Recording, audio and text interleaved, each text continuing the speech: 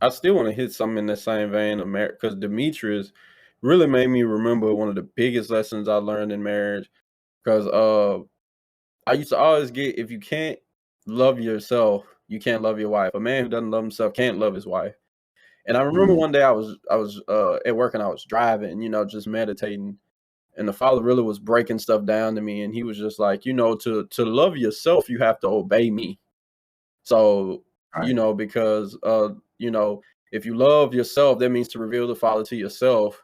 And the Father was Yeshua was like, if you love me, you will keep my commands. You'll obey me. Right.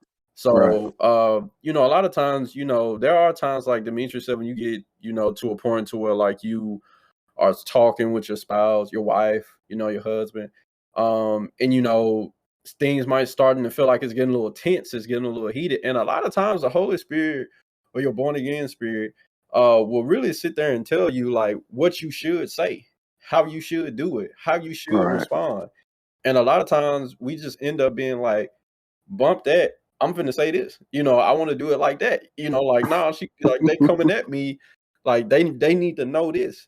And when you do that, next thing you know, you find yourself, you just disobeyed the Father. So you didn't love him, so you didn't love yourself, and then in turn, you wasn't revealing the Father to your wife. Right. So it's like it just goes so deep, and it starts with you. It's not just like, I used to think like, yeah, I love myself. I know my purpose. You know what I'm saying? I know what the Holy Spirit made me. I got it. I got the knowledge. But it was really more so just like your acts. Like, are you obeying me at all times? Are you hearing me at all times? Are you walking in the Spirit so you don't fulfill the lust of the flesh at all times? And if you find yourself in them situations where it's like you hear this, but then you're doing that, you're not loving yourself, so you can't love your wife. And when I heard that, I was just like, wow, like this is it's just so deep. Because I'm just sitting there like, well, I'm walking in my purpose. I know my purpose. She with me, she helped me with the purpose. We straight. Like I love her. So but it's like it's layers to this because the Holy Spirit is trying to work us to break up that nature that we have, that worldly Right. nature and stuff like that, to make a nature like him Right. all the time. So that was really big for me. Yeah, I definitely can agree with that. It's really, it really takes in a healthy covenant, two people listening to the Holy Spirit.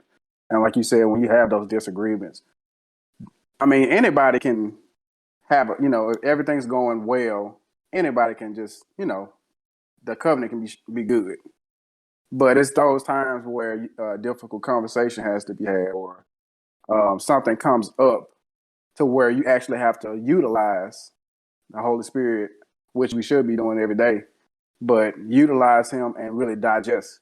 Because our words, now I realize how powerful our words are.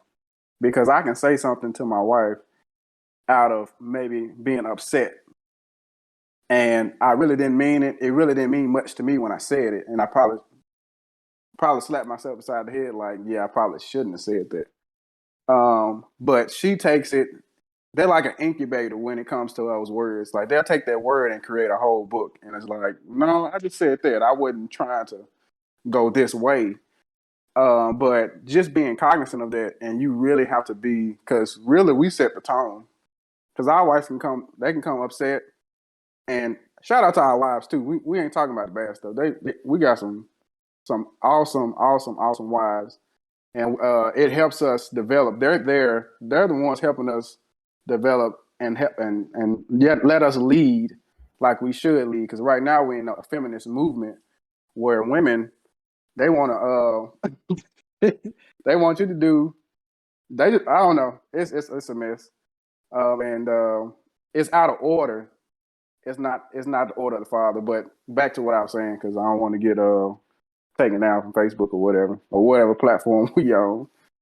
But really, just two people really utilizing the Holy Spirit. And like you said, that was something that really is not taught in a lot of ministries. It's always about being saved, and they don't really teach how to have a complete relationship with the Holy Spirit, because most people operate out of the soul, and that's that mind, the will, and emotion.